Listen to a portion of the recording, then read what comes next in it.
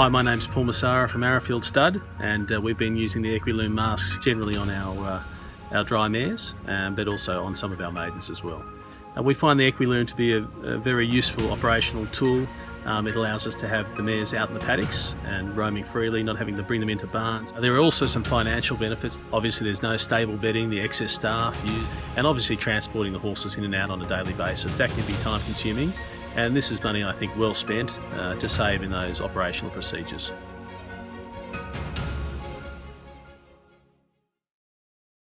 When you go to the races as an owner, it's totally different than when you're just going to wager and enjoy the day with your friends. And I think it becomes way more personal and way more emotional, and I love that. While ownership at the top levels of thoroughbred racing may seem out of reach, for 35 years Centennial Farms has provided the way for many people to enjoy the very best of this sport. My name is Gary Falter with the Jockey Club, and I'd like to welcome each of you to today's online panel. This is the 9th panel in the 2021 series of 10 online Zoom panels. And today's panel talks about breeding to win. And please keep in mind, as the panel progresses, if you have questions for the panelists, please use the Q&A button at the bottom of your Zoom screen.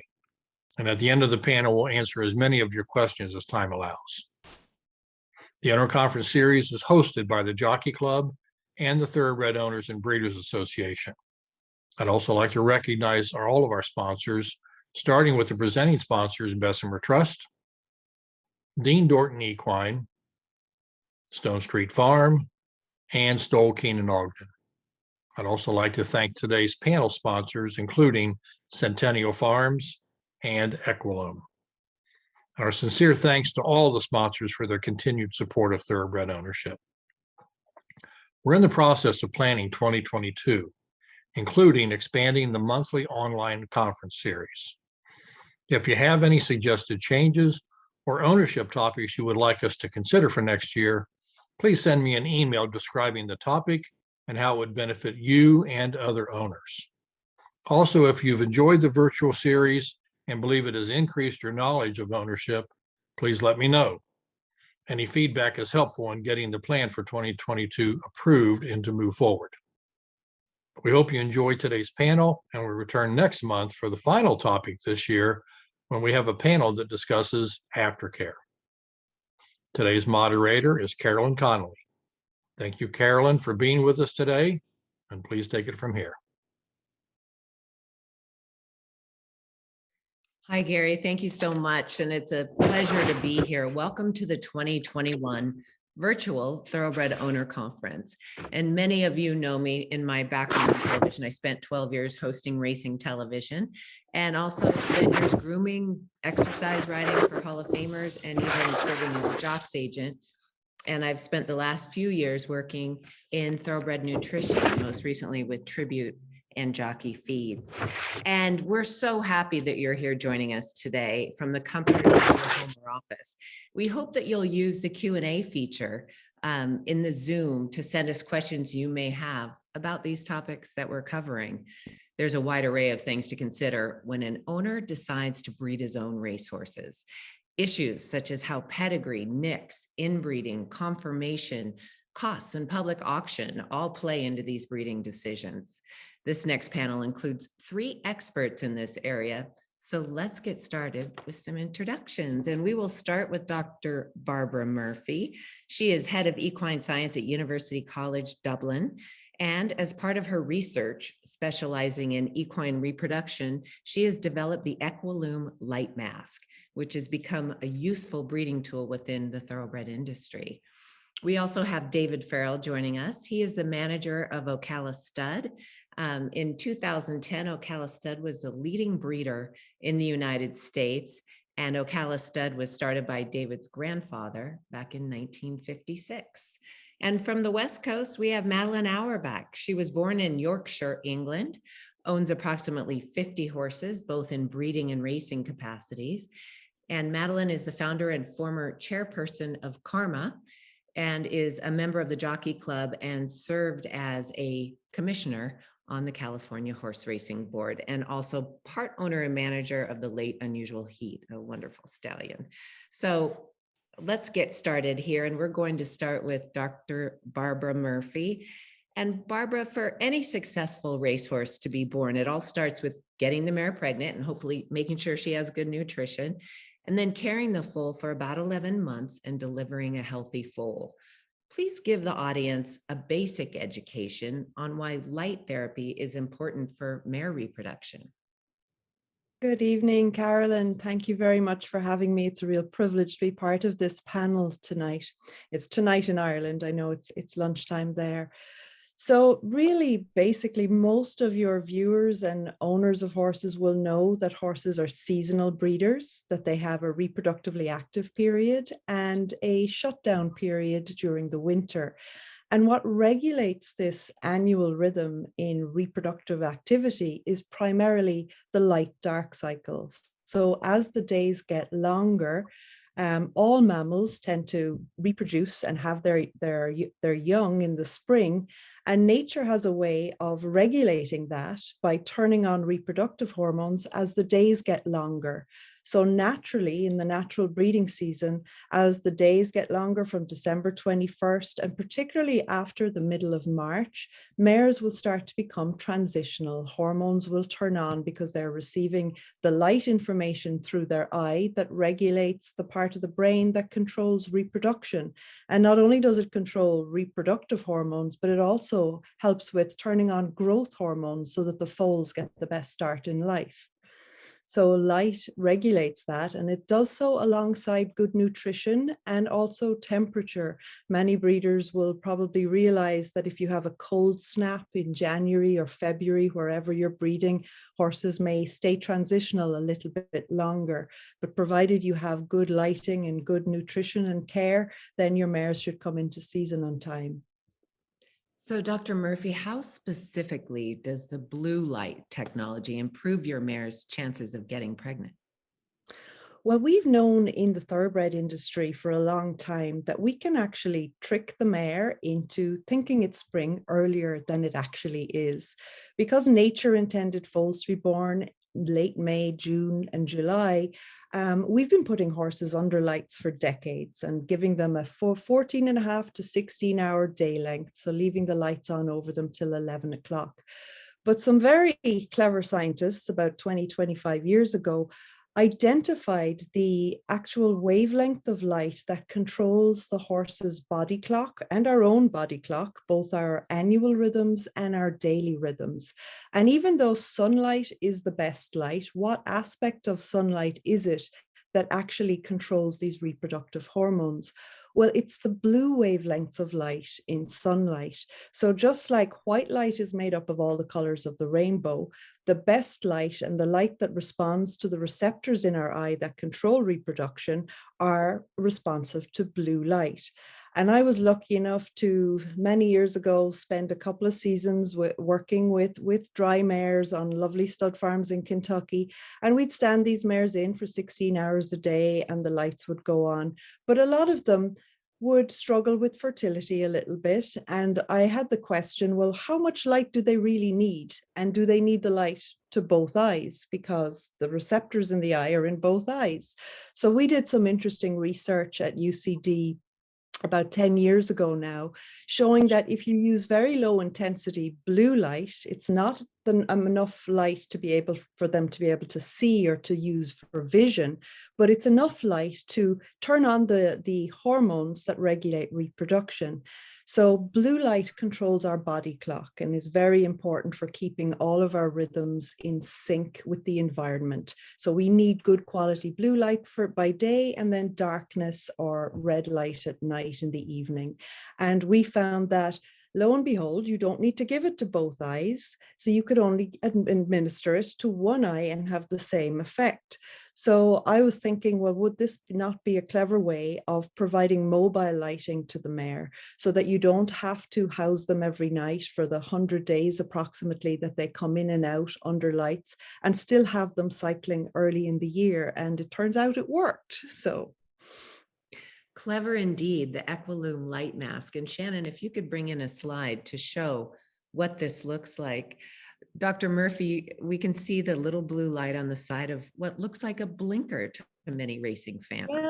Yeah, I started out with the original design. I looked at the racing blinkers and we tried to make it as comfortable and as breathable as possible, with as much felt around any of the soft parts to try to avoid any rubbing, make it weatherproof. And that was the real challenge, was that the blue light technology was the easy part, but having it rigid enough and able to withstand life in the field for 2 to 3 months while the mare was wearing it. And the central image there was one of the first images where we were doing trials on pregnant mares. And not only do you, and we can talk about this, but it's not only important for getting dry mares cycling, but because the mare is a seasonal breeder, it's not just reproductive hormones that are affected by light, but also growth hormones. So what we have found in recent studies is that really, if you provide lighting to the pregnant mare early in the year, you also have an improvement on her breeding efficiency, in that she will cycle back sooner after she foals. She will foal closer to her due date. It's really interesting. I've been lucky enough to have been traveled to many stud farms around the world. And one thing we note is that the earlier in the year that the mare foals, generally the longer her pregnancy length. And we found that this is natural in nature, that foals don't want to be born in the dark and the cold and when there's poor nutrition around. But we, as breeders, do want our foals born relatively early, and that's because some gentlemen in the 1800s decided January 1st would be a great birth date for horses. So the earlier they're born, the more mature they are for the sales, the more precocious they are as 2-year-olds. So a foal born in June is 6 months younger, and it's 2-year-old year compared to a foal born in January. So that's a very interesting aspect of it that less people are aware of, I think. And the light therapy mask, cutting down on your labor costs for the farm management, not having to keep horses in, and sort of helps the whole operation all the way around. And you mentioned a little bit about the advantages of getting the mare pregnant early in the year versus waiting till May or June to breed. And it's economic, but it also gets your horses ready to run at the proper time if you're breeding to race. Yeah, I mean, there's clear economic benefits when you look at the sales prices. There's a saying, beware the Ides of March, and you try to look for young stock born before March, and there's cutoff periods, and people would always prefer an April rather than a May foal for that reason. But unfortunately, what less people are aware of is there are consequences to foals being born early in the year, because it affects the mare's breeding efficiency. Because they would normally be producing foals after having experienced the longer days of light of the spring, when nature would have naturally turned on their growth hormones. So the mare actually can control the development of the foal in utero by the environment she is in. So we've had multiple recent studies that have been published in the last couple of years that show if you give light to your pregnant mare from the 1st of December for about 100 days before her due date, she'll foal 5 to 10 days earlier than she would have normally. So it doesn't have them have a shorter gestation, it normalizes it, because in the thoroughbred industry, we have 20% of our mares that go 3-4 weeks overdue each year because of the earliness of the season. But by giving the mare light, she turns on growth hormones, which stimulates the foal to develop at the normal pace. And the great thing about it is there's always a subset of mares every year that will foal really early, but then they may not be reproductively active to be bred as soon afterwards, and you can lose time. And as a breeder, time is money. You ideally want your foals to be born at the same time every year for the productivity of your mares. So what we found is not only do they foal closer to their due date, their first ovulation after foaling is 5 to 10 days earlier. And then we have found that the foals that are born to mares that have been given light, whatever way you want to give them light, is that they're more mature at birth. Blood samples have shown more maturity. And an interesting fact is they get to their feet 15 minutes faster statistically than foals that don't have the light before they're born. So it's a real win-win to improve breeding efficiency and just tighten up the breeding season and ensure that your foals are the optimum maturity regardless of the time of year that they're born. Oh, that's wonderful. And are there any other applications for this technology beyond that? Well, we have a lot of interesting studies looking at the health benefits of correct lighting. Because light is so important for our own health, everyone will understand how they feel better on a bright sunny day when the sky is blue. And then the idea is put away your Netflix and your phones early so that you don't have blue light at night.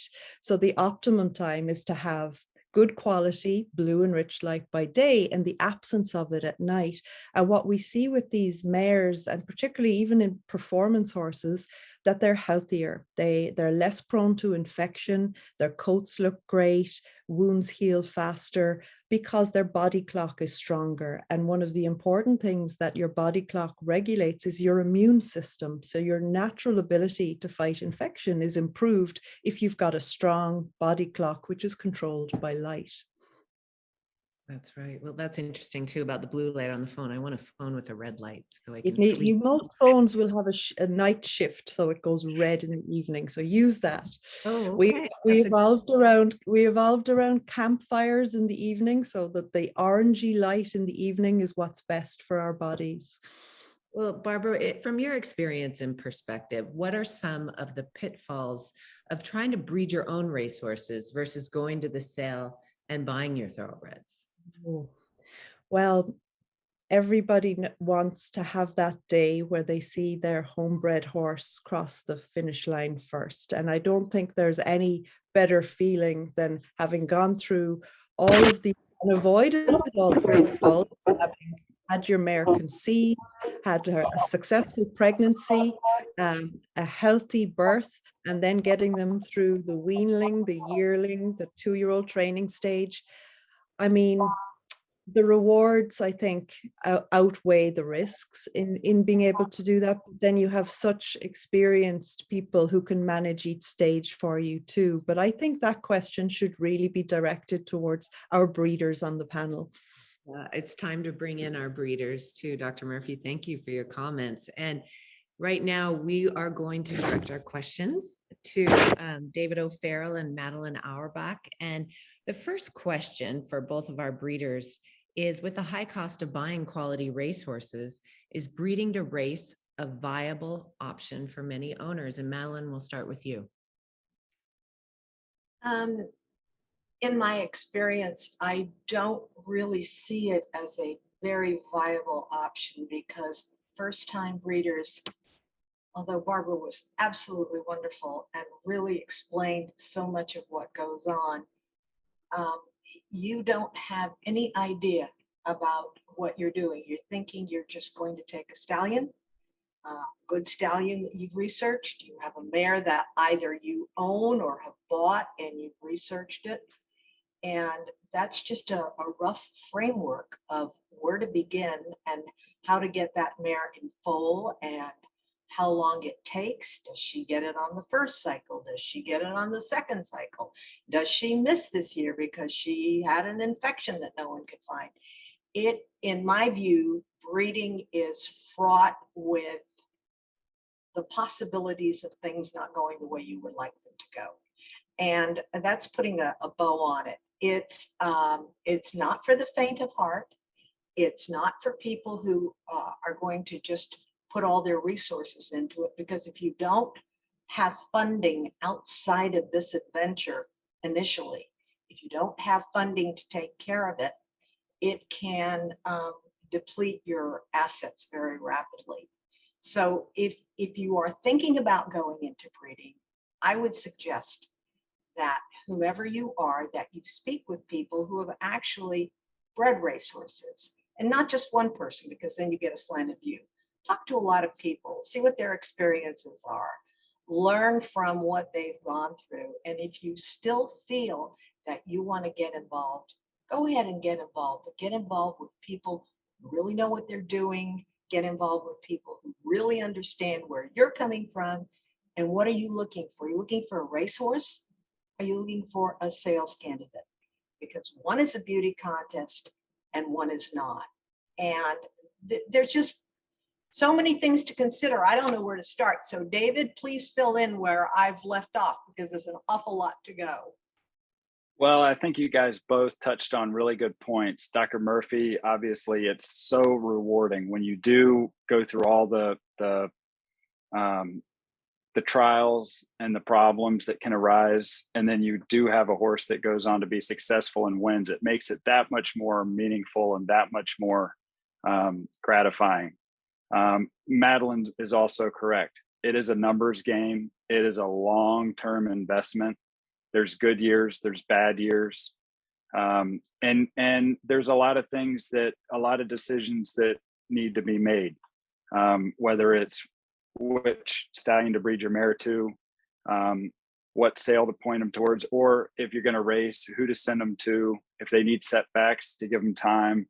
There's just so many decisions and there's so many things that can happen. And plus, owning a mare, if you're going to carry him to the races, you're breeding that mare. Your first foal is not going to hit the track for 3 years from the time you decide to breed your mare. It's 3 years before your first foal. In the meantime, you get your first foal 11 months after she gets pregnant, then you breed the mare back. So you have a foal, soon to be a weanling, then your mare's back in foal, then your weanling turns yearling, then you have another foal. So you're going to have 3 foals essentially before, if you're breeding to race, you're going to have 3 foals before you ever get the first one to the racetrack. So it's a huge investment. You have to really believe in your mare, and you have to be in it for the long term. If you have a bad foal right off the get-go, you can't get too down. We've had number of instances where we've had less than stellar first foals, and most people would give up on them, and they turn out to be the mares that keep us in business years down the road. So you have to really be in it. You have to stay with your program and not get too down on things when they don't go the right way. But I think, both Dr. Murphy and Ms. Auerbach both touched on really good points. It's very gratifying. There's nothing better to me. I'd prefer breeding over pinhooking any day of the week. I think it's a great investment, but I think you have to really have a long-term mentality, and you have to be very patient, and you have to be willing to take the bad with the good. And you also get to visit the foals after they're born, which is a lot of fun. Yes. Let's not forget. But Madeline and David, you both touched on finding those correct mating selections, deciding which mares you breed to which stallions. Madeline, you had so much success with Unusual Heat down in California. Give us your insight into making the mating selections. Well, initially, I wish I could claim some brilliance because I can't. I mean, I think his babies made over $64 million, and they weren't winning races at $1 million a crack. So it took some real doing. We kind of backed into it. We had mares. We basically just claimed horses. We had mares that came off the track. They needed to be cared for. I've always cared about aftercare. And we had a stallion that we retired, and we just said, well, let's try it. And we had absolutely no knowledge. And I can tell you that if I knew then what I knew now, there would never have been this whole phenomena of Unusual Heat and everything he's produced, because I did not know and I did not understand the amount of resources that it takes when you have a dozen mares and you're breeding and you don't know what you're doing. And unless you're very, very fortunate, it's not going to work. It's going to deplete anything you might have. So it's very important to understand the financial aspect of what you're doing. And as David pointed out, you're 3 years away from knowing whether or not that first baby is going to look like anything or be anything at a racetrack. And that is very hard, not only on the finances, but on your psyche. I mean, if you're really into it, go for it. It's the most wonderful thing in the world to see a horse you bred win a race. But be careful, make sure you know what you're doing. And once again, get as much advice as you can, but remember, it's your decision and the buck stops with you and starts with you. And it's a lot of bucks when you have a lot of mares and they're producing a lot of babies. And you look at it, you go, oh my God, how am I going to feed all these babies? But when it works, there isn't another feeling like it. There isn't. It's the most gratifying thing, I think, other than having my own kids, I think I've ever done. So. How fun. David, you were leading breeder at Ocala Stud in 2010. So clearly you were making good decisions about who to breed to whom. And obviously there's clients involved with that. Give us your insight into that process. You know, it was just one of those epic runs where everything seemed to go right. This business seems to, everything good happens in threes and everything bad happens in threes. It's kind of an old saying. And you know, when things are going good, you just pinch yourself and you hope that the train keeps rolling. And when it stops, it stops. And every good breeding program has been through it. But it's hard to stand the test of time in this business. And you have to hope that you can be fortunate enough to have things go the right way. We were fortunate in that period of time, around 2010, 2011, where everything just seemed to go right. We were breeding mostly to our own stallions. We were underbreeding rather than overbreeding. We had some nice young mares, but we were supporting our own horses, and things just clicked. You know, I wish I could say I had, you know, some grand playbook that you know we went to that produced all these good runners, but it just really worked out. You know, I think we just made some prudent decisions and tried to support our own horses and raise the foals the right way, and it really worked out. And we were very, very fortunate to have a tremendous run. When the magic happens, that's what we all dream about in this business. Yeah. You know, we talk about nicking, and there's true nicks, e-nicks, there's gold mine. Madeline, how much of this technology do you use when determining your matings? Well, we use it to some extent. It's not the final decider. It's let's see how these nick. You like the physical of the stallion, you like it with your mare, you like the genetics that are going into it, and you think that it might be a good idea. If you're breeding to race, it's paramount that you consider all of those issues. Those are your important issues. What is the chance of you having a nice foal that can run? If you are breeding in another way, if you are breeding for the commercial market, you have to figure out what is the market going to be like for this particular foal.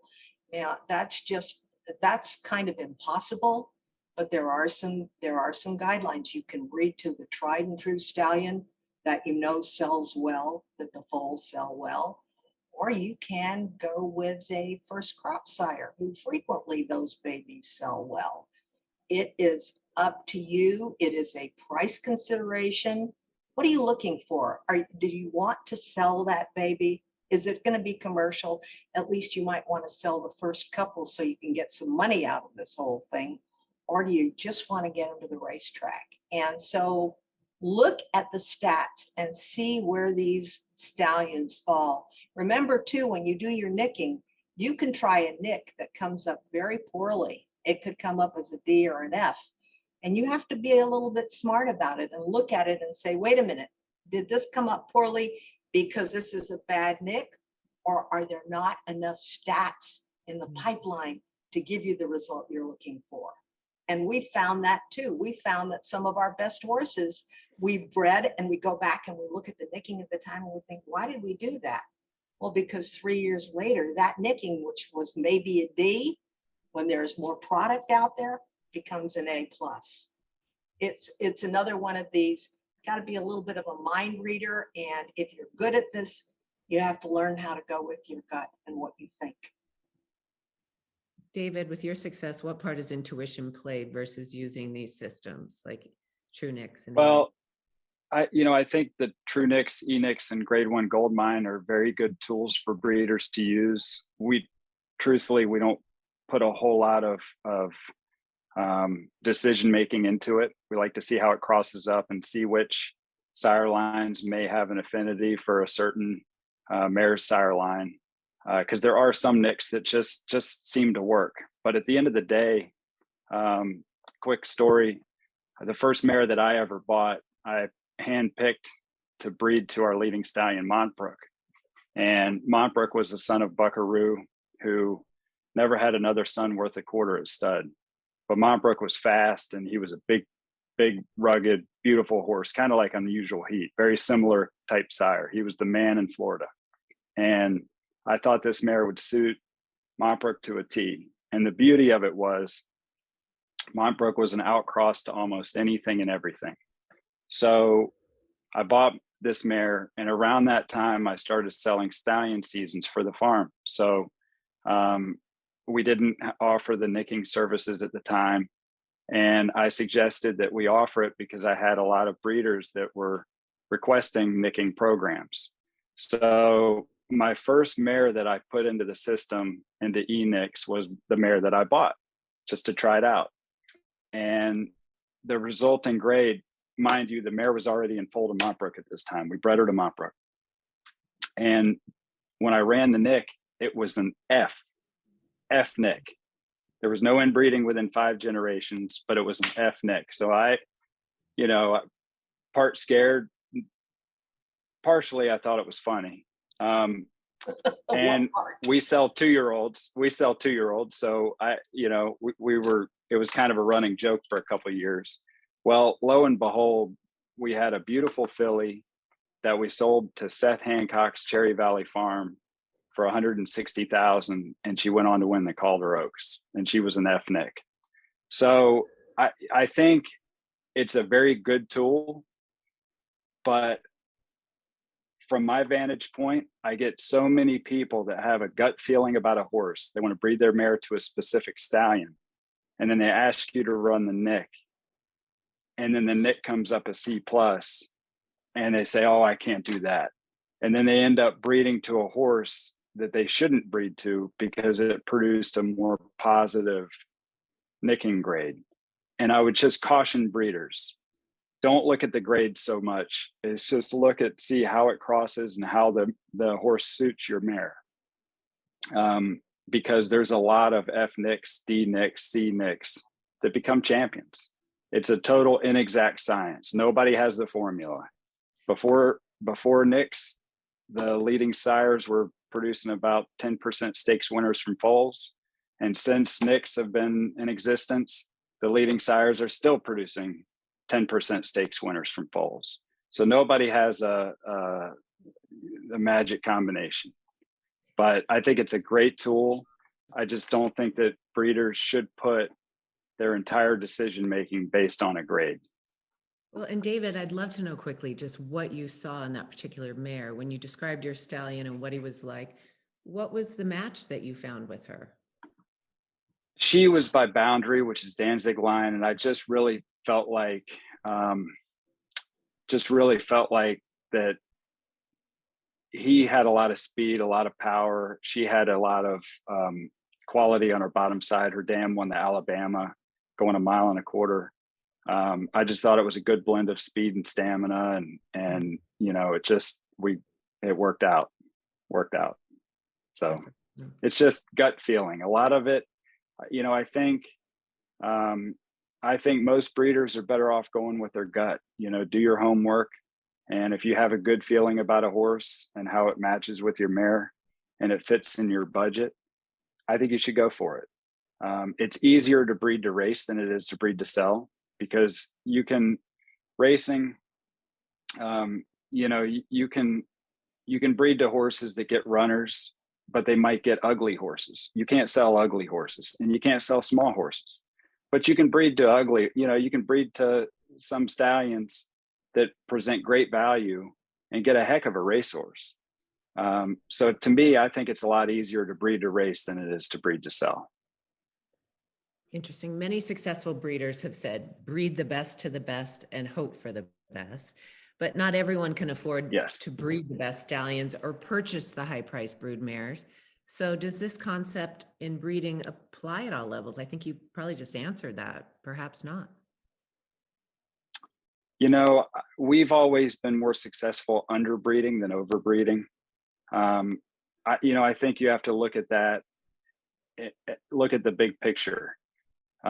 Maybe breed to the best in Florida that you can afford in your budget, or breed to the best in California that you can afford to your budget. Not necessarily breed the best, meaning breed to the highest stud fee.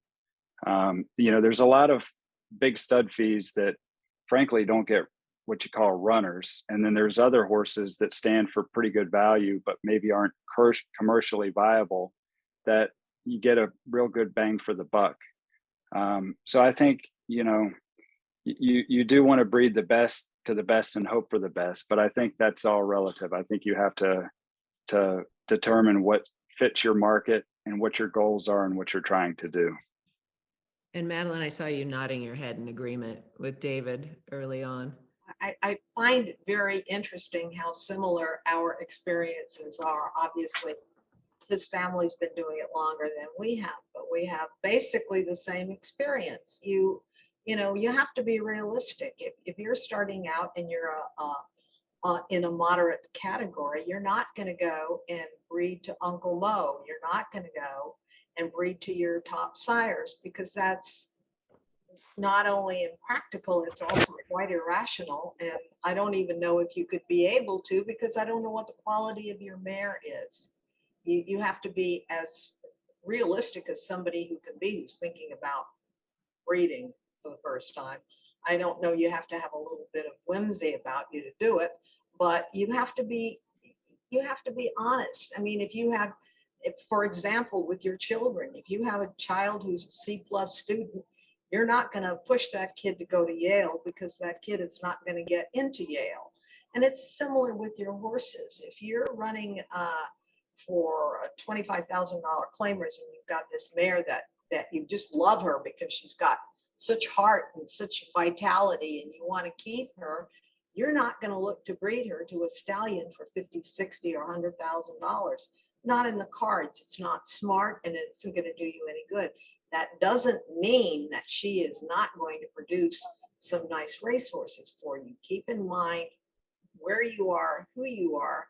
Keep good company. Keep the best company that you can. Keep your horses in the best company that you can, and go from there. Now, it's different when you're racing. You want your horse to be in the worst company because you want your horse to be the best. But when you're breeding, you have to flip that script a little bit and look to improve your horses as much as possible. Barbara, I don't want to exclude you from this conversation. I mean, clearly you've done so much research in developing the Equiloom light therapy. What are your perspectives on that? One thing that comes to mind is with regard to nicks and to genetics and pedigree. There is no magic bullet, and everybody knows that. But one thing that's really important, and Madeline touched on it, is keep good company and make sure your horses are in the right place. The environment for the young stock and their management, their veterinary care, their housing, the people who are doing it for the love of it, and most people are. But just as an example, there was a research study that cloned racing mules. So they were genetically identical. But when they were born, they went to 3 separate trainers in 3 locations, and their athletic capability was dramatically different depending on the environment in which they were kept.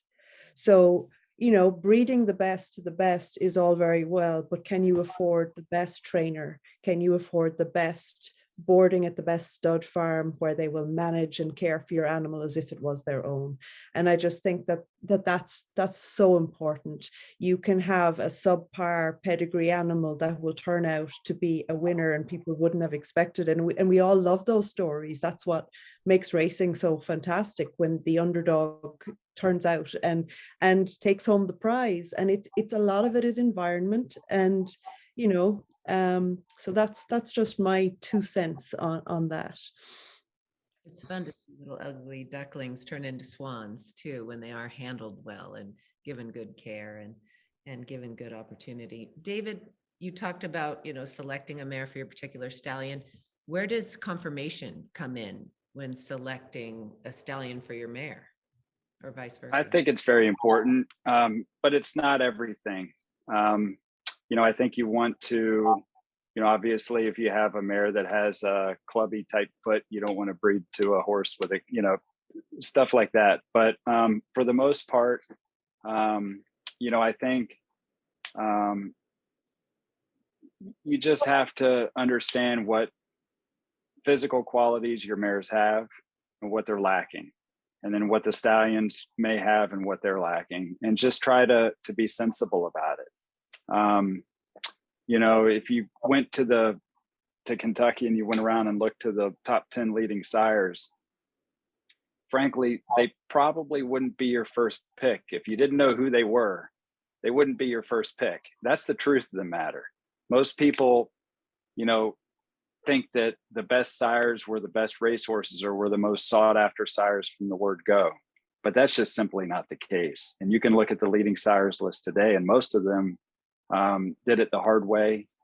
They were good racehorses, not great racehorses. And they just had the genetic makeup that allowed them to be the next big thing. And they produce runners. But I think you can't be too nitpicky. I think you just have to try to consider all things, including conformation. But I don't think that it's everything. We had a filly that we bred by Concerto years ago, probably 8-10 years ago, that was the worst conformed filly. She was beautiful bodied, but worst conformed filly up front than we've had in a long time. But she moved beautifully. She'd catch your eye galloping on the racetrack, and she moved beautifully. But she was so pigeon-toed, we couldn't get anybody to buy her. She was sound as can be. She wound up, we sold her for $32,000. She wound up winning the Grade 1 Oak Leaf at Santa Anita in her third start. And her first two foals, her first foal was Battle of Midway, who brought $500,000 as a yearling and was a Grade 1 winner champion. And her second foal is a stakes winner. And she's the worst conformed filly we've bred in a long time. And that just goes to show you, I'm not saying to go breed crooked horses but you have to, sometimes you have to think outside the box a little bit, and anything can happen. Most stallions don't have too big of a conformation flaw. Probably the worst conformation stallion that we've stood here in my lifetime was St. Bellotto. He was not very well made, and he wound up in Kentucky standing for $125,000. So we stood him for $3,500. And but some stallions just get runners. Some of them just get runners. So I've heard the agents say, the bloodstock agents, you can't always measure the heart in terms of the desire, the will, the fire in the horse. And that's something that you can't see so clearly.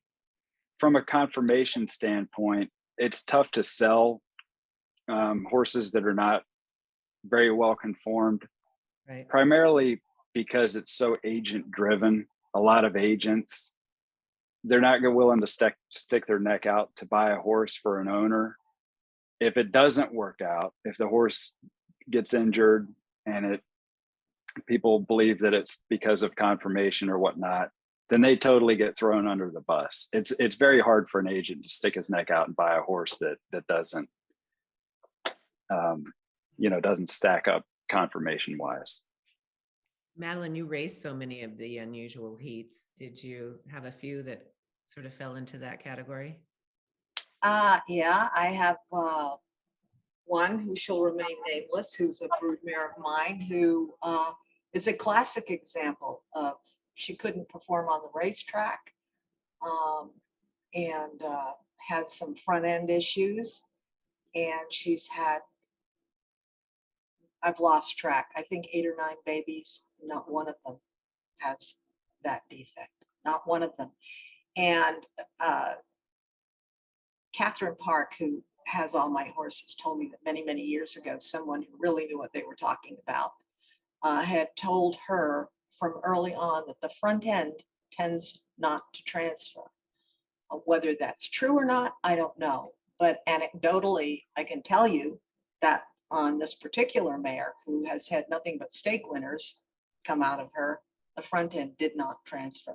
So I don't know what the dynamic is with that. I wouldn't purposely go out and look for a crooked mare to breed. I'm not suggesting that. What I think David is saying, and what I'm saying is that it's not necessarily a disqualifier either.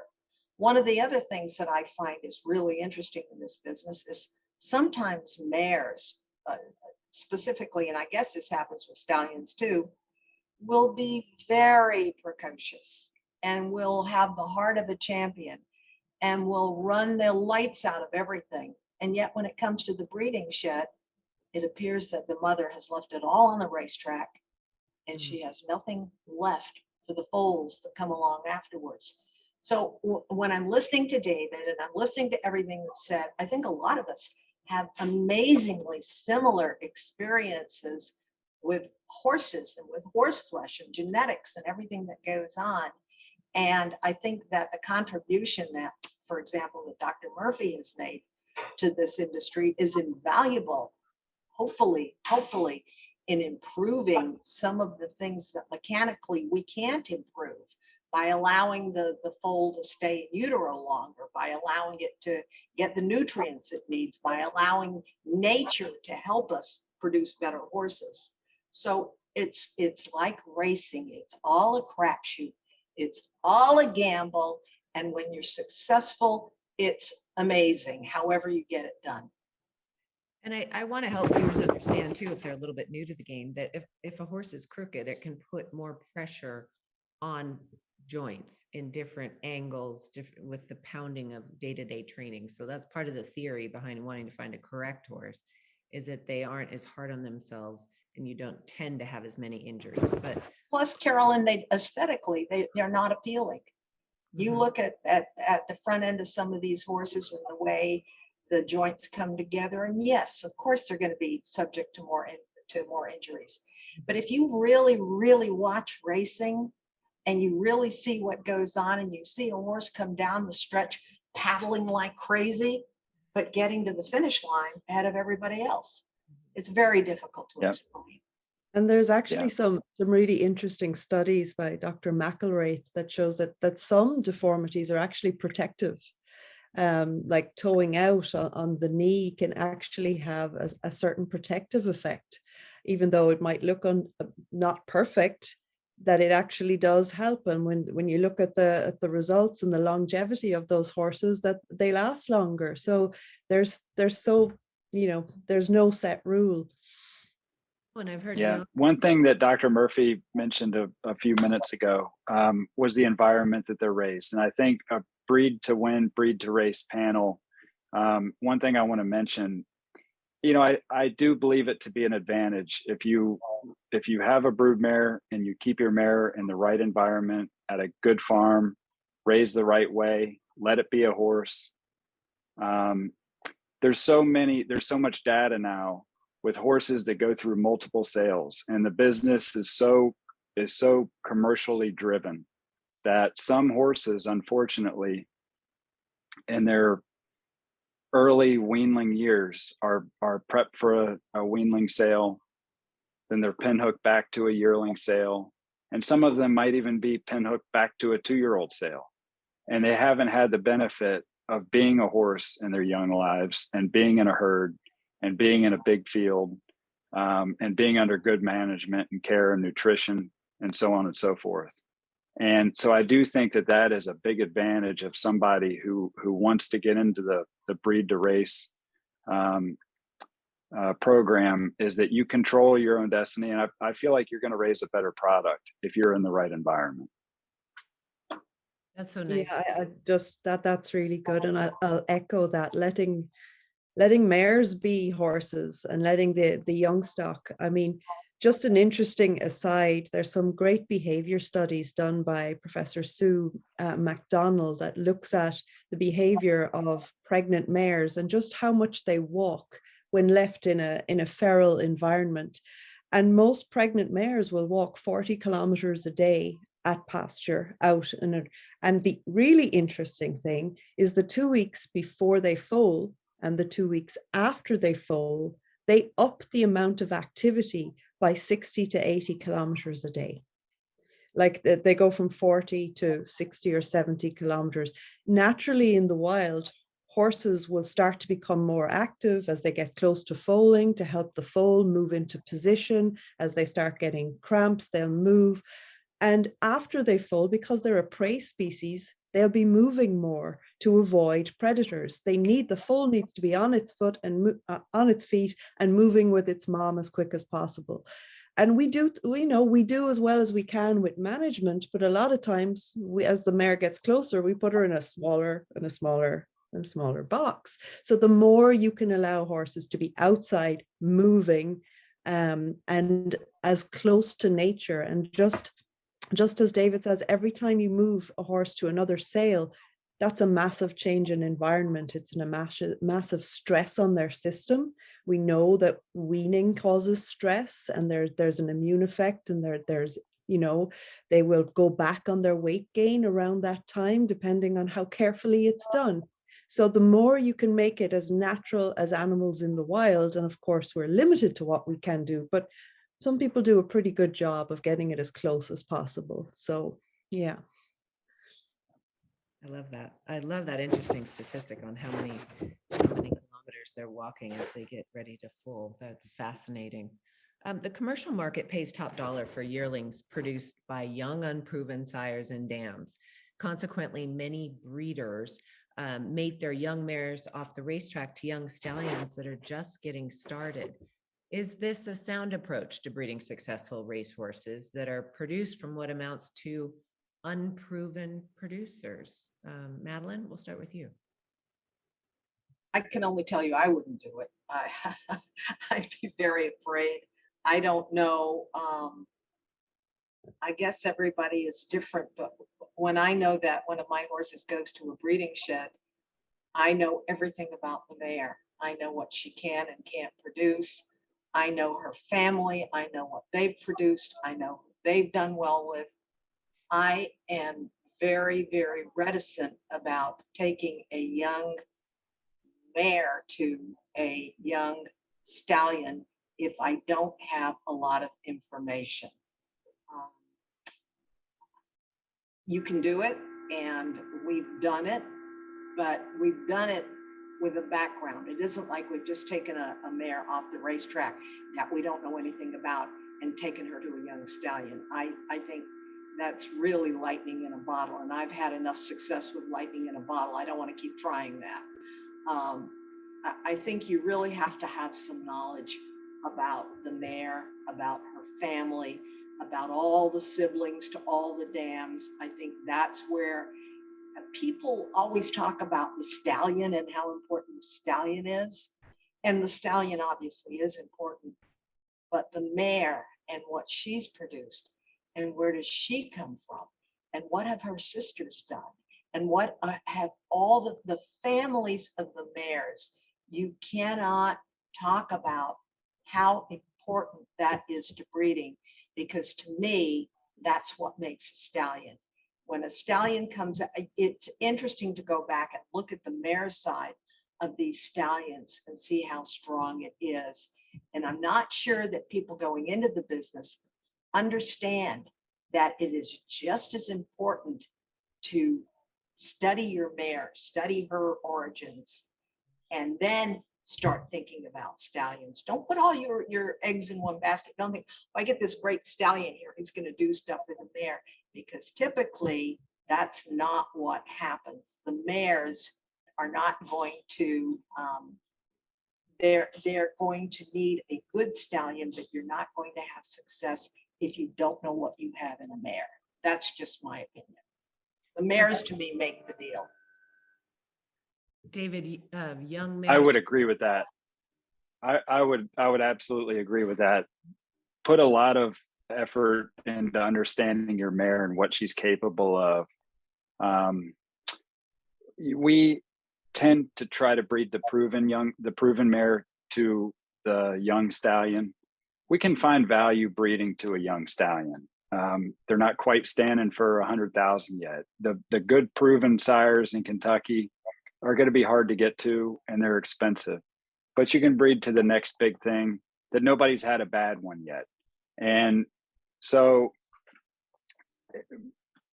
not necessarily just breeding to race, but commercially speaking, because we do sell 2-year-olds,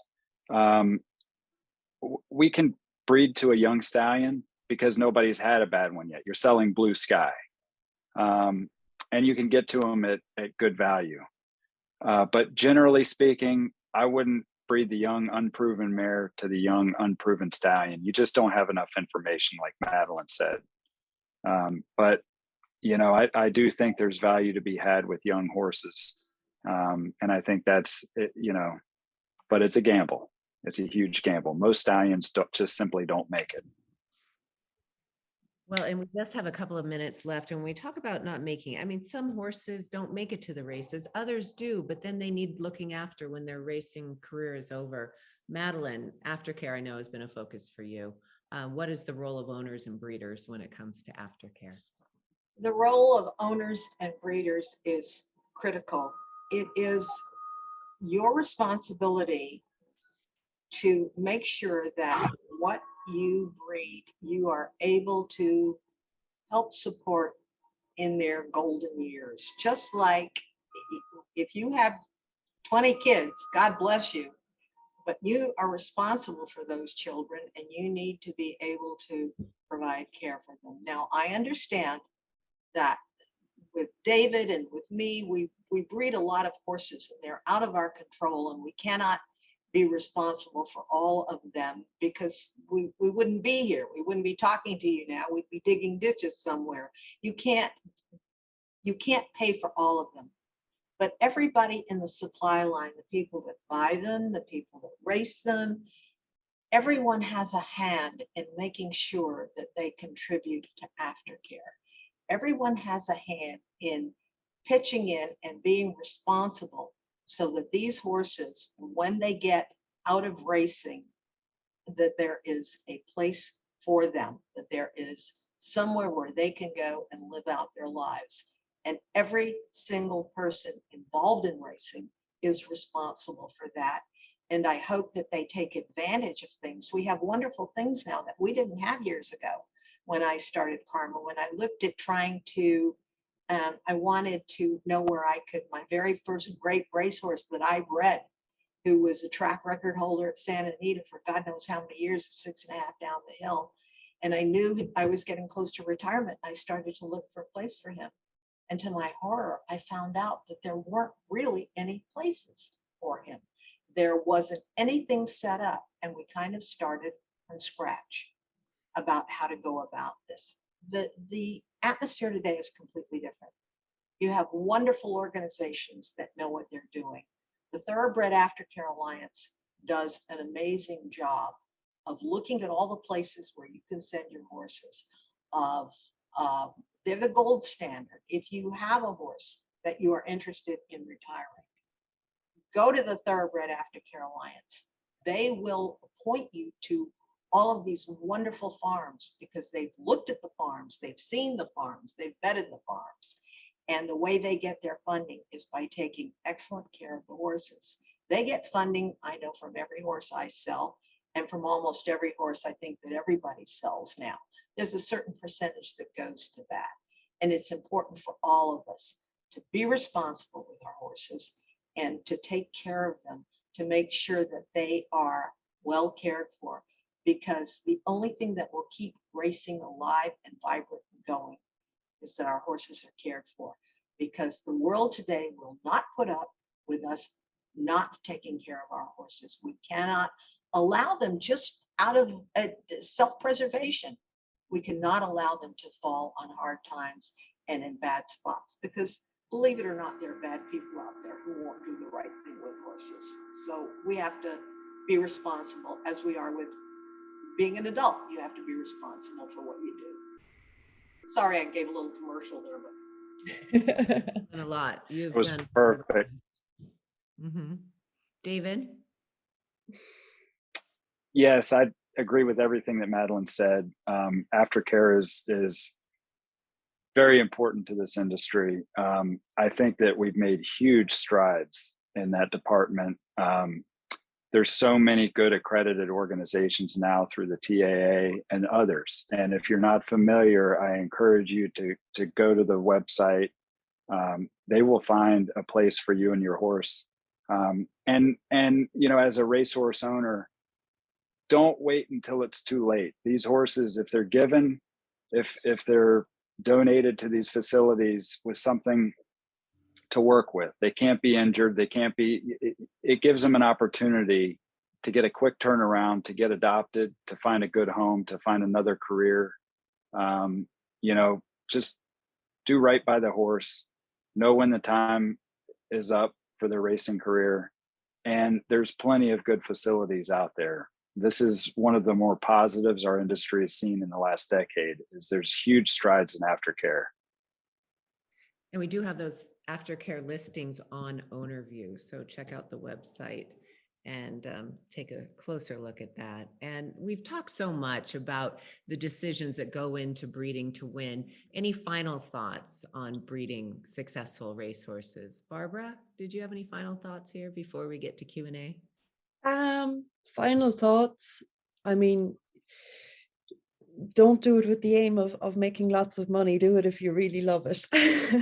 I think it is one way. And just to keep in mind that the environment of the mare influences the environment and the maturity and the development of the foal. So it doesn't just start when the foal is on the ground. It starts at the 11 months prior to that, and earlier when you're making your breeding decisions. But the management of that young stock starts as soon as that mare conceives. Very good. David, any final thoughts? Yeah, with you know, just some advice. If you're in the market for a young brood mare, and with the sales coming up at Keeneland and Fasig-Tipton, don't make the mistake of buying a mare in foal to a really fashionable stallion. There's so many mares that are overbred in foal to expensive horses. But what you're going to end up with is a mare, if you don't get a good foal by that particular stallion, you're going to own the mare for 20 years with, you know, unless you, but you're going to own the mare. I think you'll find better value buying the mare first, regardless of who she's in foal to. You might even find better value buying a mare in foal to a lesser stallion, but you're going to own the mare. That's the factory. Put more faith in the mare and then figure what stallion she deserves. But I do think that with the inflated stud book sizes, it's allowed mares that probably shouldn't see some of these stallions access. And I think if you're in the market to buy a mare and get into the breeding industry, and the breeding industry to race and to win, I think you need to think long term and not fall in the trap of trying to buy a mare in foal to tap it just because she's in foal to tap it. The factory is what you want, and you're gonna have way more than just the one tap it foal. So a lot can go wrong, and a lot can go wrong with that one foal. So you want to buy the mare.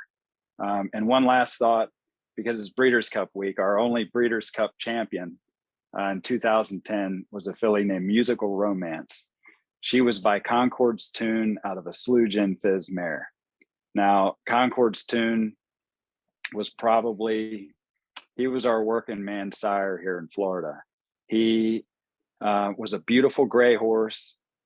He was offshoot pedigree, was a nice little racehorse in a regional market, and he was a good sire. He got runners, but he got no graded stakes winners until Musical Romance. He was 19 at the time he produced Musical Romance. Well,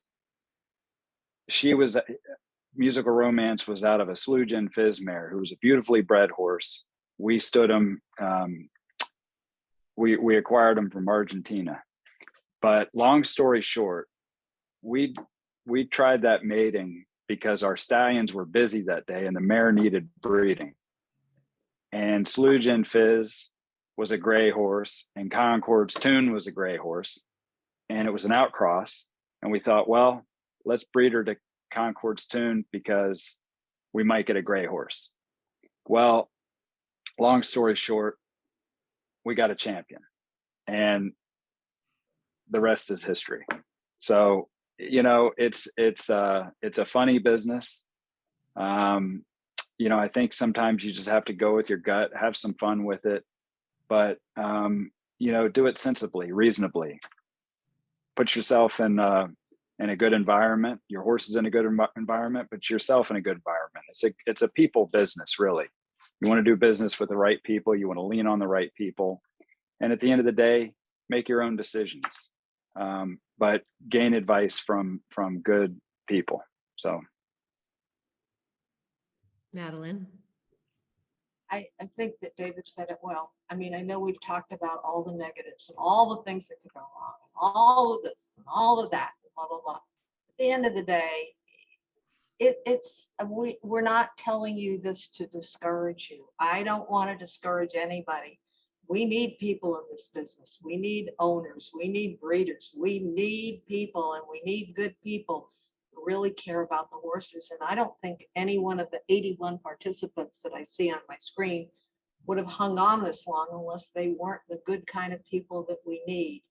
Yes, there's a lot of pitfalls. Yes, there's a lot of problems, but we're not here to discourage you. We're here to tell you that if you manage to do this, if you breed something that crosses that finish line first, you are going to be the happiest person on the planet.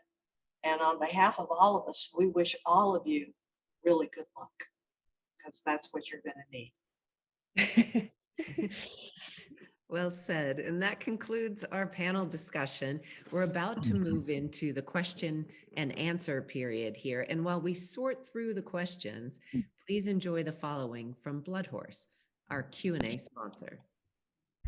Bloodhorse Plus, available through bloodhorse.com, provides exclusive, timely, and unmatched content to subscribers, including Fox Sports, Bloodhorse branded weekly programs, a detailed stakes winners section, behind-the-scenes videos from Bloodhorse staff, on-demand access to deeper horse statistics, and a $5 monthly credit to equineline.com. Upgrade to Bloodhorse Plus today. Well, Gary has been sorting through the questions that many of you submitted. So Gary, take it away. Okay, thanks, Carolyn. And thanks to all of our panelists. Wow, what great insight on breeding to win. So I really appreciate all of your thoughts and comments. So here's a question for Dr. Murphy. Do mares that receive blue light treatment produce as many foals over time as untreated mares? Yes, probably more so. Now that the blue light treatment has been around for the last 8 years. One of the things that it really helps with is ensuring that your mare doesn't go too far past her due date. So because a mare has an 11-month pregnancy, breeders are under pressure to get her back in foal within 1 month in order to have a foal at the same time next year. And one of the problems about the early breeding season and foaling in the darker time of the year is they don't always cycle back as quickly as they would if they were foaling in May or June. So what we found by providing light to them in a timely manner and using blue light is they'll foal on time, and then they'll have improved post-foaling fertility. So you can get your mare back in foal. So it avoids the foaling drift that often happens, where you might have a mare that might have 2 or 3 foals, but it's getting late then into May or June, and you need to make an economic decision. Is it really worth getting her covered, that late in the season, is that animal going to be economical? So what we have found is, particularly when you use it on your dry mares, but also ensure that your pregnant mares get the right lighting, they're cycling well after they foal, and you can tighten up and keep them foaling at the same time every year. Of course, there's always going to be issues that you don't account for and infections, but providing she's healthy, there's no reason why she shouldn't foal at the same time every year. That's what happens in the wild. Great, thank you very much. A great answer. So for Madeline and for David, are you a proponent to breeding mares during their foal heat? Well, in my case, I leave that up to the experts. I am not an expert in reproductive issues, and it's probably a better question for Barbara at this point, but we have bred on a foal heat, and every case has to be treated like an individual, in my view. We don't do it very often. Sometimes it is very appropriate. It is not, I don't think it's the norm, and I really don't think that that's the most ideal thing. But I know that there are times when it's necessary. Yeah, I think we've gotten away from breeding a lot of foal heats. You tend to get more bruising and more dirty mares with foal heats. I think you yield a much higher conception rate if you let them go to the 30-day or if you short cycle them. But I think they need a little more time. If it's late in the season and you have a mare that had an uneventful foaling and everything looks good on her 8-day spec, and it's late in the year and you've only got one shot at it, then we may take a shot at a foal heat if everything just looks perfectly. But we've kind of gotten away. I think the industry has mostly gotten away from a lot of foal heat breedings. Okay.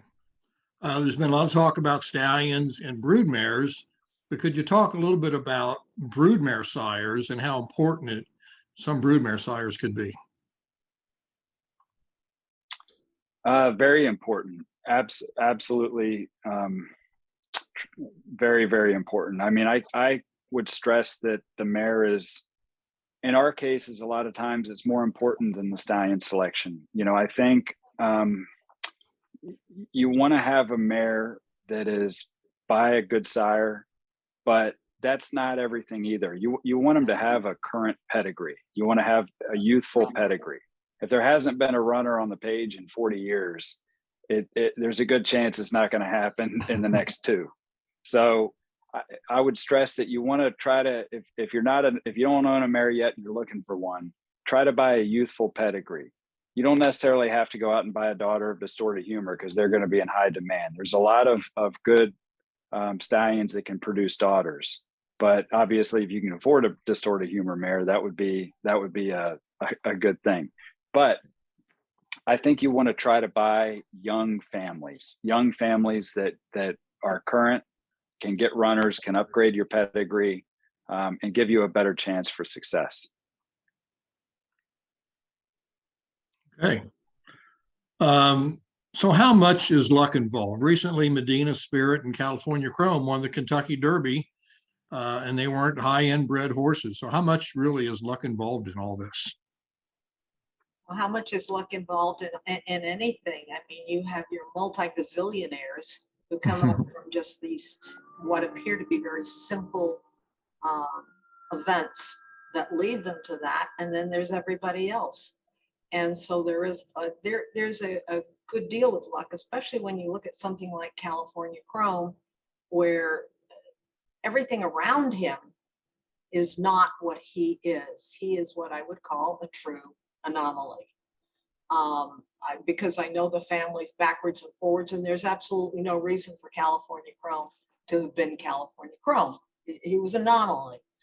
I don't know that much about Medina Spirit, but you look at him and he is, talk about nothing to look at. He's nothing to look at in terms of what we think is a gorgeous horse.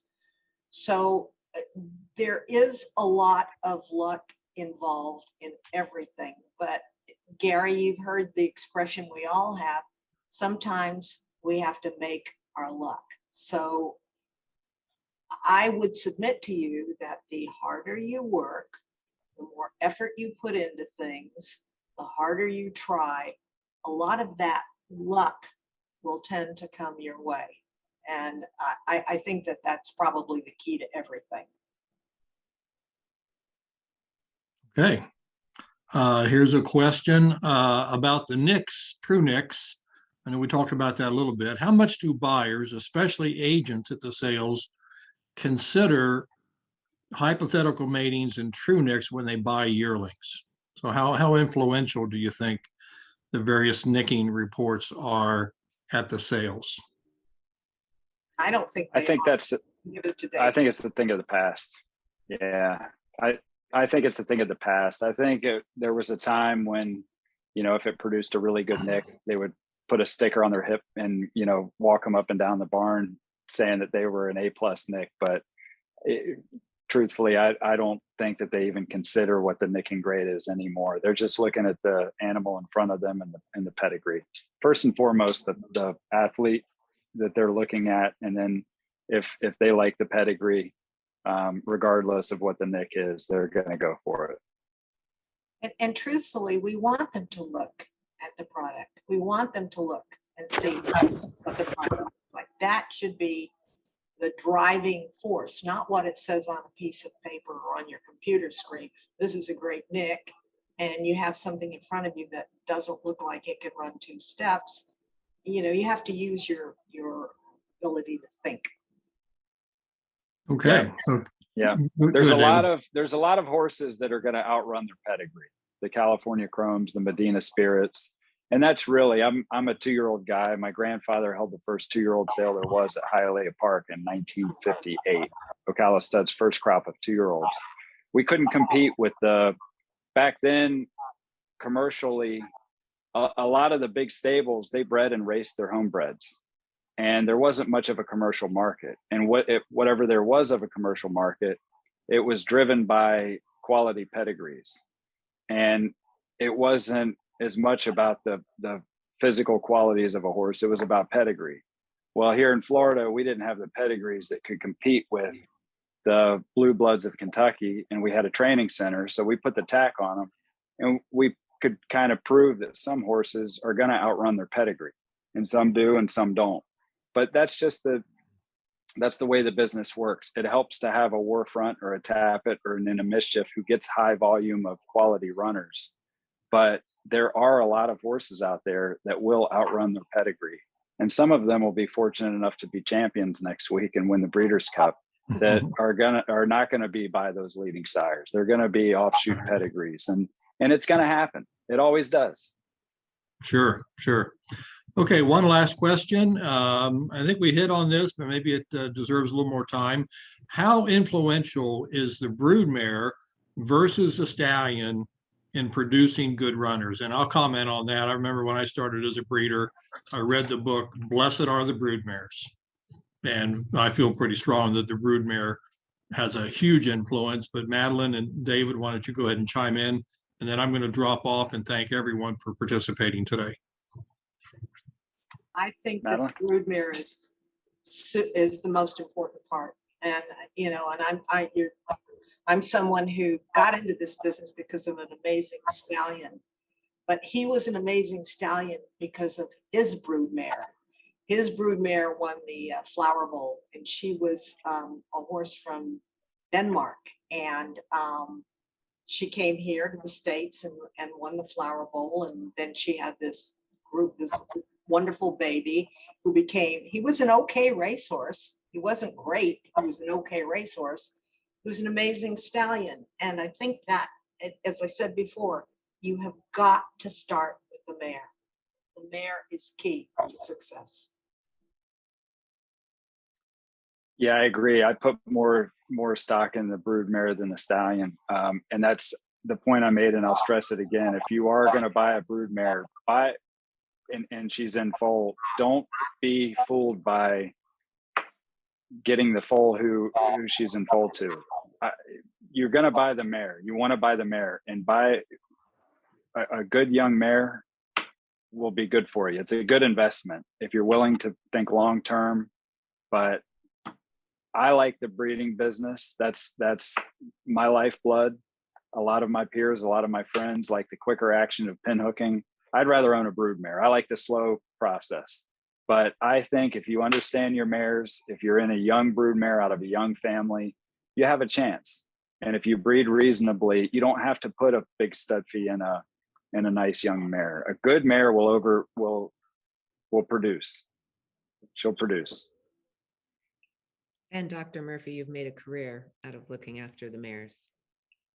Yeah, I certainly have. It's been great, and it continues to be so interesting. But absolutely, the mare does do a lot of the work in the initial days and is the incubator for the athlete. So that is an important part to play. And you can get attached to the mares, which is fun. Everything moves so fast, but the mares tend to be around for a while. So that makes it a lot of fun here in Kentucky. Well, thank you, panelists, Dr. Barbara Murphy, David O'Farrell, and Madeline Auerbach, for your help and insight today. And thank you to our sponsors, especially Centennial Stud and Equiloom. And most of all, thank you for taking the time to join us today during your busy schedule. And we hope you learned something. And we'll return next month when we talk about aftercare that we touched on earlier. Until then, enjoy the Breeders' Cup this weekend, and a special well wish to both of you. David O'Farrell, you can sign Stolen Base, who's in the juvenile turf on Friday. Thank you. You have Mo Forza running in the mile on Saturday. So best of luck. All right. Thank you. Good luck, Madeline. Like David. Good luck, everybody. Thank you. Thank you. Barbara, Bye. it's been a pleasure. Yeah. Thank you, Madeline. Thank you, David. Thank you, Barbara. Carolyn. Bye now. Bye, Carolyn. Thanks, Carolyn. Do visit the Winner's Circle often. Thanks for being with us.